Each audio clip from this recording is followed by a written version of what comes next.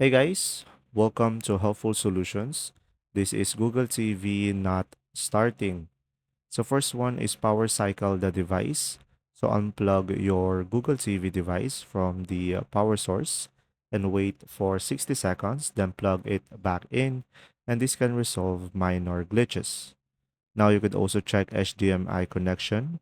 So ensure the HDMI cable is securely connected to both the Google TV device and your TV, and try using a different HDMI port on your TV. Now you could also restart using the remote by pressing and holding the home button on your Google TV remote for a few seconds, and this can wake the device and send the necessary command to the TV. Now you could also do a factory reset if necessary.